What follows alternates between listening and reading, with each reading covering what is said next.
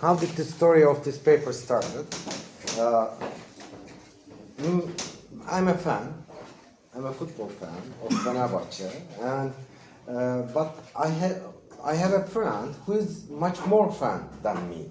He's an assistant professor in the Department of Psychology. So we have decided in Turkish we don't have a very good fandom scale. We then arranged with questions. We normally ask 80 questions because I'm in sociology department as an associate professor. My job in sociology department is mostly developing skills and giving philosophy courses. And so I know these are very different things, but I also develop skills a lot. Sometimes they are used, sometimes they are not used. But developing a skill is something like the highest kind of knowledge you can get, because you are developing something that everybody can use. And this is a wonderful thing. For instance, I have a disaster preparedness skill. Wow, it's used after every earthquake, it's used everywhere, and I'm very happy with that. So we looked at the fandom scales. When we look at the fandom scales developed in Turkey, we have seen that most of the questions were asked to the people from the stadium or the fan groups. So we thought that it's not that much inclusive, because nowadays we have such a kind of people who only watch the matches through Twitter, for instance. They don't even watch the real match, or they watch when there is some position. They look at the Twitter, and sometimes. So there are various ways of now watching some matches. So in this scale, while we are developing, we have come to a position. We quarreled, by the way. I said we have to ask questions about illegal broadcasting. So, does this define your fandomness? You're a fan, hooligan, and like that. So he said, let's ask questions about referee. Come on, I said, the referee is referee. Why do we ask questions on the referee? So afterwards, the real world and the world we think sometimes differs. Sometimes, not sometimes, most of the time differs. Because we think academically, but when we go to the public, they give very interesting answers to us. So we start with 88 questions. It happens like that. You start with 80 or 100 questions, then you drop down to 20. So you have to eliminate a lot of questions. You do confirmatory factor analysis and then affirmative factor analysis, things that you know from sports science. Then we are left with 20 questions, and 5 of them are about referee. We were shocked. Is referee that much defines your fandom? Yes, it does. So this is empirical evidence. For instance, one question was like that. I think that the referee gives decisions against my team. So I strongly agree. So they say, I strongly agree that the referee gives decisions against my team. So that was one question. So then I decided that yes, if referee is defining your fandom scale that much, then I have to write a philosophical paper about it from the empirical findings. So then I started to think about. So referee is also a problem in our Turkish football. We implemented foreign referees of VAR, video assisted referees. So they come, okay, but everything didn't become good. The same thing still goes on. The complaints of both clubs, like Galatasaray, Fenerbahce, who are fighting for championship. So nothing happened. Foreign referee didn't solve the thing. So where is the problem? Then even there is an El Clasico of Turkey. It's between Fenerbahçe and Galatasaray, the big match. Fenerbahçe wanted a central referee to the match. So the federation decided to implement a foreign central referee. That's crazy. And they invited Slavko Vincic, a famous referee, to the match. But interestingly, again, nothing is resolved. The complaints still continue. So why is that? I mean, why are we not solving the questions and the problems of this referee? As I stated for the newcomers, I was talking about it starts from a fandom scale we have developed. Now it's in review by these faculties. This faculty has a wonderful journal, by the way, Research in Sports Science, and it's under review. So while we are developing that scale, we see fandomness is defined by referee.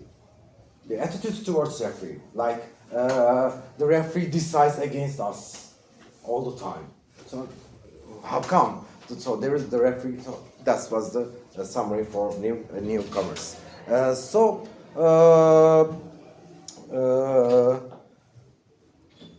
Then, especially there is this thing.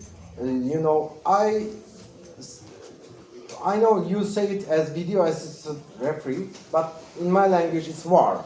Is it okay? I will always call it VAR. VAR.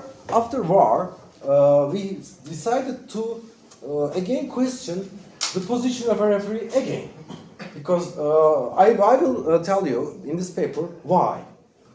Why this central referee is the most poor man? Because he has nothing. I will explain this within a few minutes. The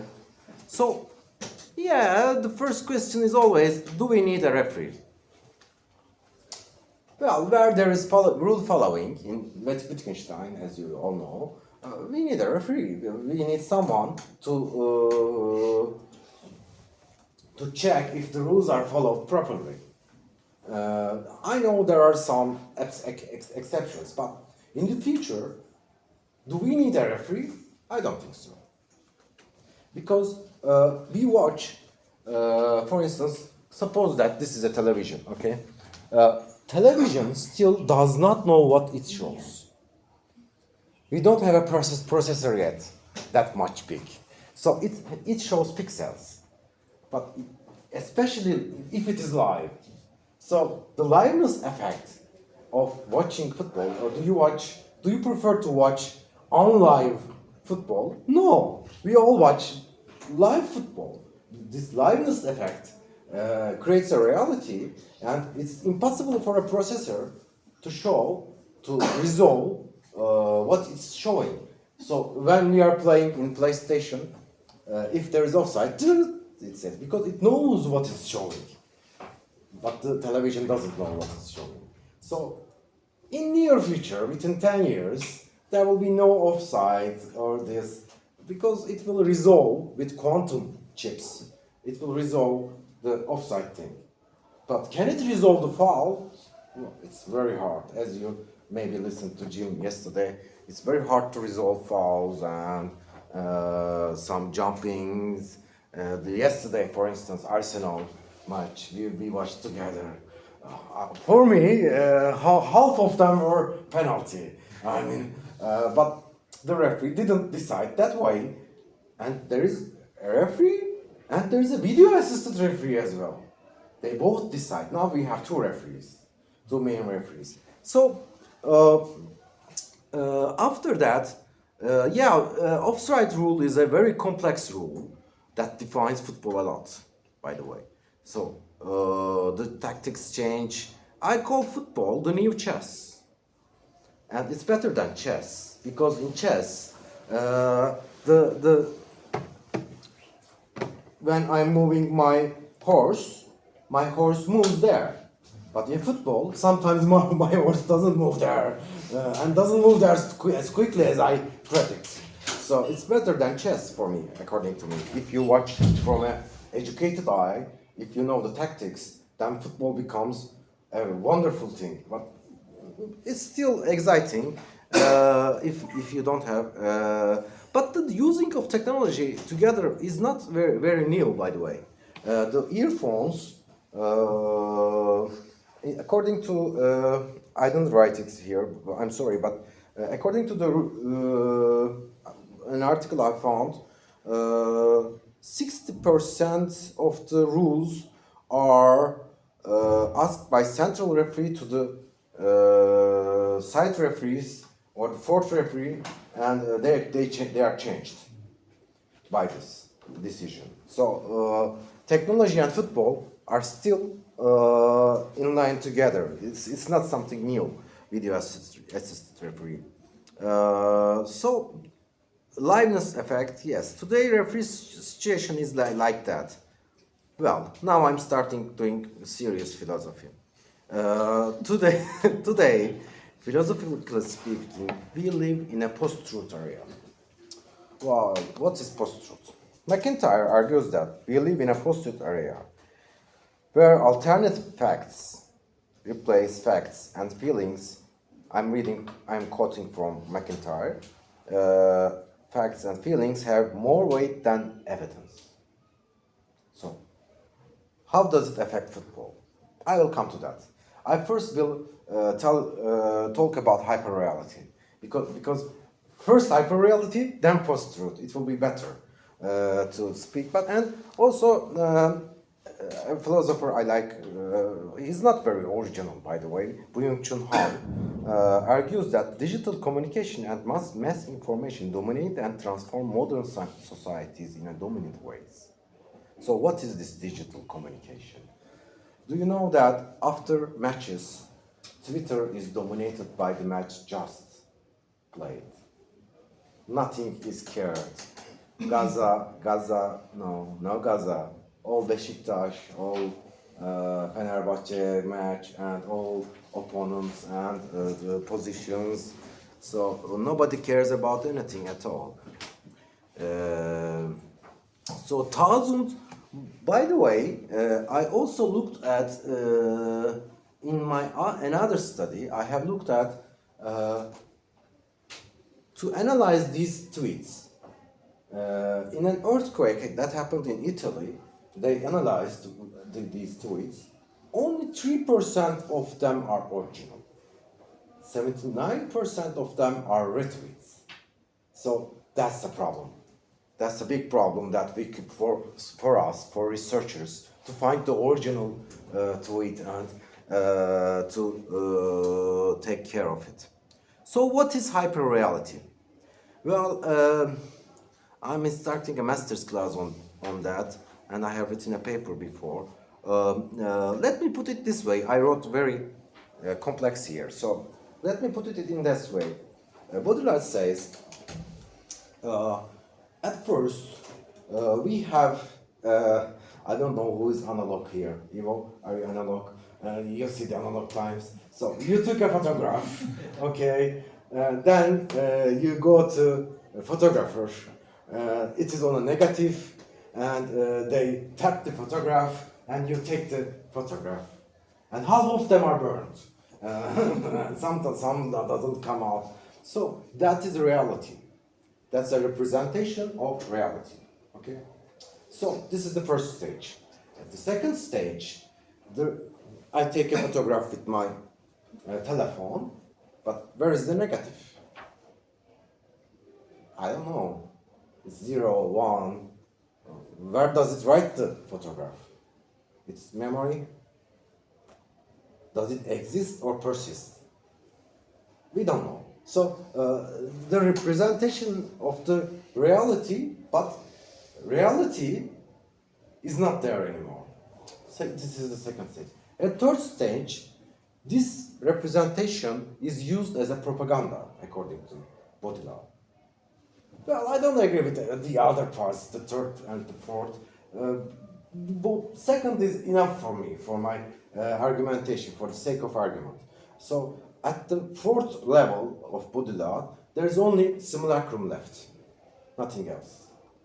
Okay, this is the hyperreality theory, and he uses actually Borgesian example. This is the map that precedes the territory. Let me put it from his words. The natural borders. There was a map of a kingdom once. Natural borders of land of the kingdom turned into a desert over time. The only thing remaining in the simulacrum of kingdom is a map. In the words of Baudrillard, the map exceeded the land. So that's the definition of hyperreality.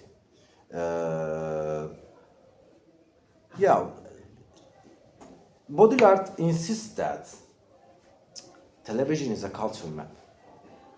Why? Because, he's a very alternative sociologist and a philosopher. For instance, he says Iraq war never happened. He goes much far. Vietnam war never happened, he says. They never go to moon, he says. Some of us agree, some of us disagree. Okay, but I'm not taking all of those extremist arguments. What I need here for football is the reality in the sense that he uses. I can see everything. For instance, when you go to a match, so a real match, someone stands up on you, shout, and did we score? Oh, we scored. Where is the replay? So nobody is telling you who is playing, and who was that?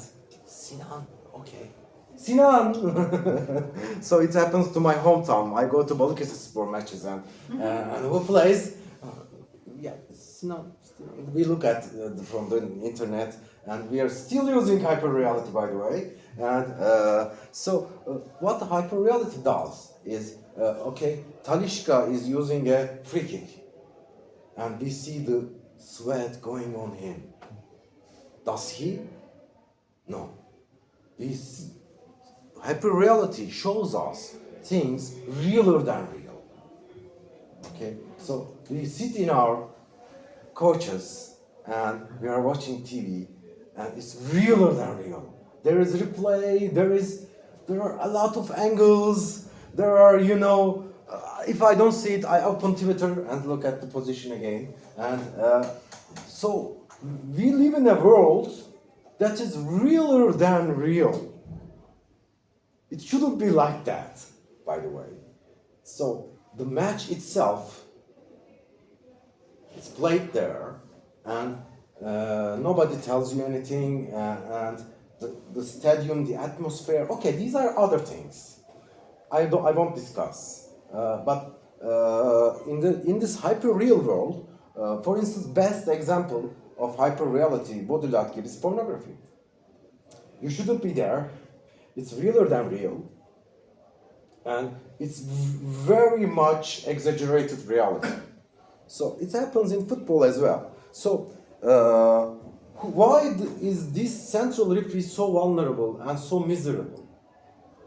Because he only sees with his eyes. He has nothing to decide. For instance, it happens under a second. 3 milliseconds, I guess, the decision-making process. He saws a foul and just whistles the blow. So he doesn't have replay. He doesn't have anything at all. You see nowadays in front of the coaches there's a screen. They watch the replay, and there's a very funny moment. Mourinho and his man say, "He has a red card, yellow card. Oh, okay, he's a yellow card." So running to the fourth referee. So this referee doesn't have any hyper-real object or screen or anything. He just sees and he just comments on what he sees. He's very vulnerable. I think it's very hard to find a referee nowadays. Nobody wants to be a referee at this point. This is a transition, by the way. It will be all transferred. What it will be transferred is my conclusion of my paper. It will be transferred to, for instance, a screen here. And just look the replay. So why does he need a VAR? He doesn't, actually. Or he has another screen here, maybe. And just look at it there and decide what's happening. So there is another problem with the referee. This comes from the post-truth. This is the second part, second argument I would like to add. So we are living in a post-truth world, which means that there is no reference to what's happened to tell that this is true. You cannot find the real fact nowadays. So, for instance, let me give you an example. Did Trump win the elections, the previous elections, by bribe and by other things, or did he won them with real ethical way? We don't know, and we will never know. Now, if something is a fact of post-truth, so for belief, as you know, philosophers, there are three things we shouldn't forget. Justified true belief from our epistemology classes. Justified true belief. So justified goes away. There is no justification. Truth goes away. We are just left with belief. For if I'm looking at the same scene, I'm a Fenerbahçe fan, I say it's a foul, and a Galatasaray fan says it's not a foul. So this is really post-truth. We believe in what we want to believe. As I told you at the beginning, the referee decides how your fandom. So we believe what we want to believe. This is post-truth area. So we don't need any justification for anything at all, especially in social media. So this creates another pressure on referee. He decides, and after his decision, televisions, the old referees talking, the Twitter, everybody is talking about his decisions, and this creates a very hypothetical world. But he's only just a man who decides. And he has to decide very quickly. And I'm ending, okay? So, post-truth. So what will happen in the future is very simple. Either we implement new technologies for the referee, wearable technologies maybe, or the screen will understand what it shows, but still we need a human to differentiate between whether it's a real foul or it's a fake foul. I don't think computers can ever understand that. You should play football before to understand what's really happening there. And I don't know, maybe, but the position, I think, for a person who I personally, maybe you too, we don't want to be a referee in this transition period. But everything is against us, and therefore I say that the central referee is the most vulnerable man in the pitch. Nobody else. So that's it.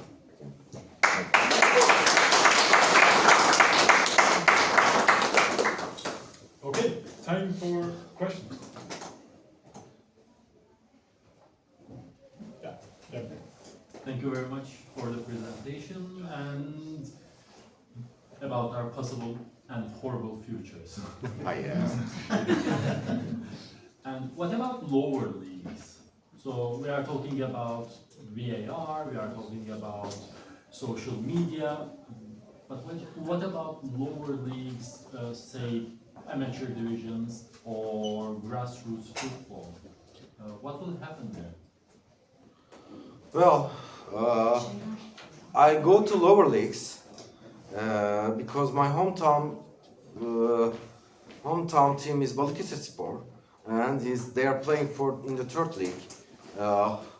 Well, very interestingly, the last 2 matches I go, the referee was perfect. I don't know, maybe there is no pressure. There is no, I said, take this referee to the Super League. I mean, he saw well that even decisions against Balıkesir, we said, yes, this was a foul. So, I think in the lower leagues, it's okay. I mean, if there's not that much pressure. But lower leagues sometimes represent, I don't know, I'm telling it hypothetically. I have to do a research on that, which is lower leagues sometimes carry the tension of the social network they are in. As I remember from my father's times, my father was working at a big factory, and it is called Etibank, that they have Etispor, and the other was from Sanayi Sport. They always go to fight, whatever you do. I mean, they go there for fighting. So it's based on some social tensions, some local tensions, and the pressure is very low there. The technology, will it come to them? Yes, for instance, in Turkey, the VAR system go to League One. It's now used in League One as well. For League Two, maybe, I don't know. It's expensive, by the way. That's my idea. Thank you so much. Very nice talk. I'm just wondering why you think that artificial intelligence and so on in the future wouldn't be able to make decisions, not in just these factual cases, like the ball was on one side or the other side is trivial, but in case of interpretations. Why it is impossible for AI? I don't know, but... I don't know. I just guessed. I just guessed because very hard to decide. I mean, sometimes this happens. I see it in Twitter. The man says, "Yes, this is a foul. Yes, this is a foul," but he doesn't know that the new rule, the new regulation. So the new regulation is if you press opponent's here, this muscle, yes, heel, with your crampon, and if your toe is at the ground, it is no yellow card. It's the new regulation. So referees are always go to trainings and learn about this. And if you... Because it's not intentional. Yes. Okay. And if you take your toe from the ground and press, it's yellow card. So this is a very minor thing that normal spectators even don't know. I mean, I was watching a amateur league. They scored from touch. Because in touch there's no offside. So the spectators sometimes don't know that. I mean, Throwing. so if I don't know, it's very hard to decide. We will see. I mean, whether the AI can differentiate between real foul and the fake foul. Well, what will Vinicius Junior do then? I mean, or some jumpers, that they are already taught as jumpers will do. Maybe they can find a way to cheat the AI. I mean, so don't we cheat the AI? Yes, AI is cheatable. I mean, his AI is so correct that it is cheatable, I guess. I don't know, we will see. Okay. Yeah. And on the other hand, Trostland's reductionist philosophy says that everything is neuroscientific or nanoscientific. Yes. There is no emotion, there is no spirit, and then now just our techniques is not enough. But in the future, there is enough technique, and we can or the AI can also solve the intention, the emotions, and everything could be computational. Yeah. I don't want to believe, Yeah. I will do. but it is the other side. Yeah. Well, thank you very much. That's a wonderful comment, a question or a comment.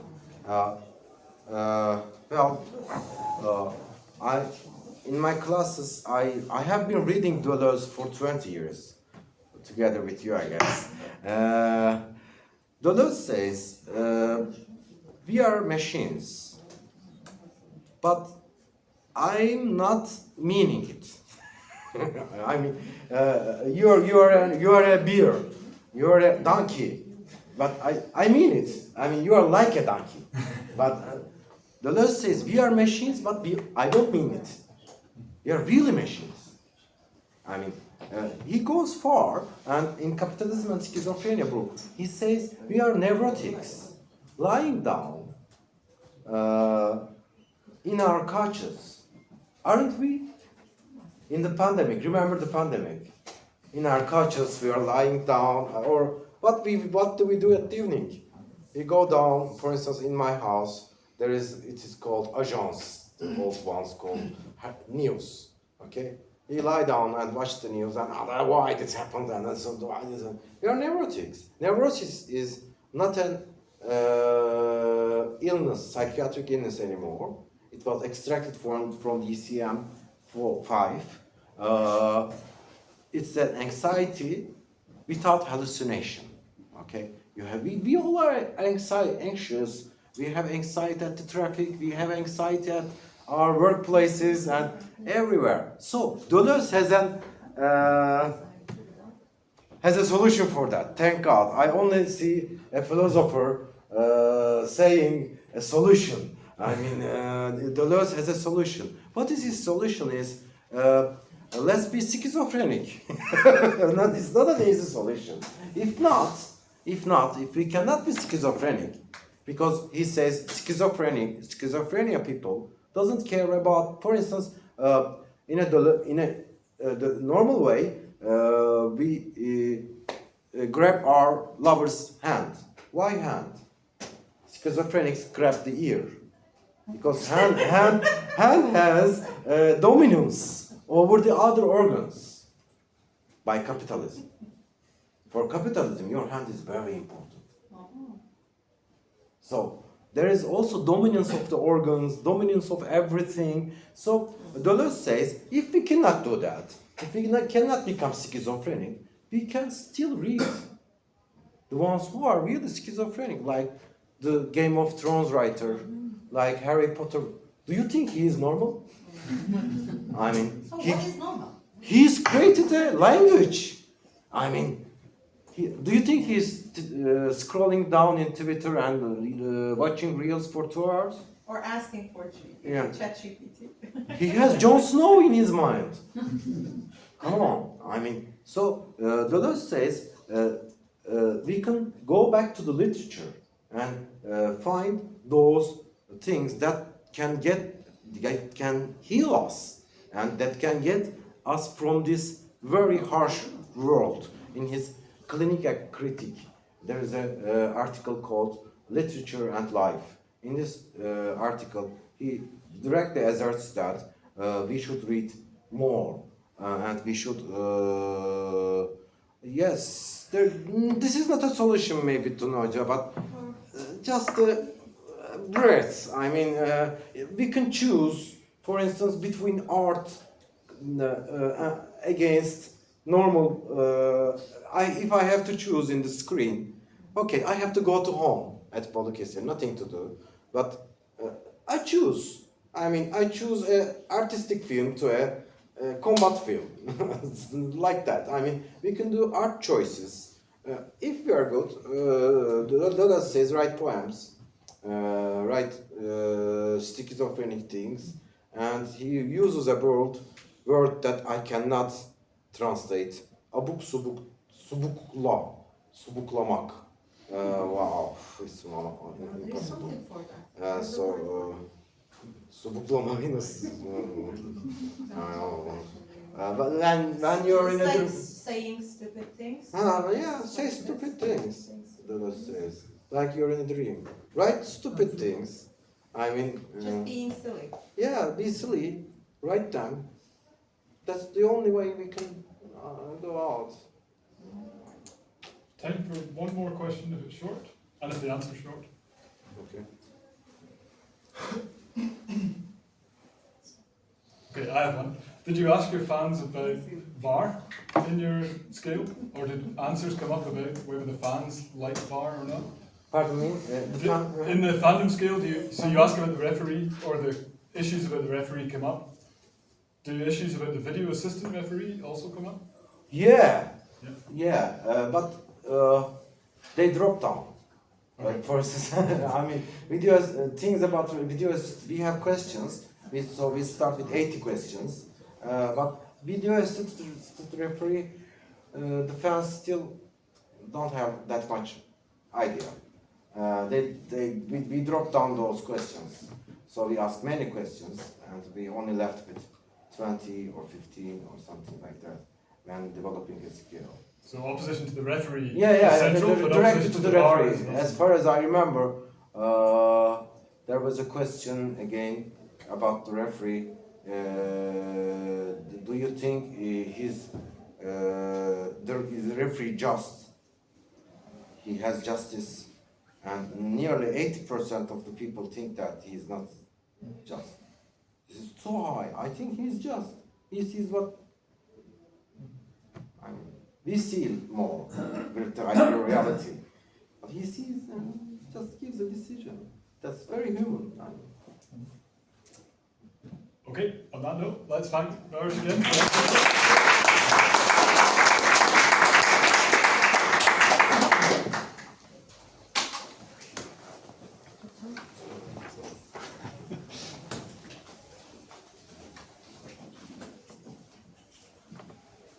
And a photo of all of us Oh. together. Yes. Huh? Yeah, yes. Can we all rise? Up And you front. can come here. Yeah. Here. In front of us. Huh? Can we have a photo? Just for a memory. Aha! This is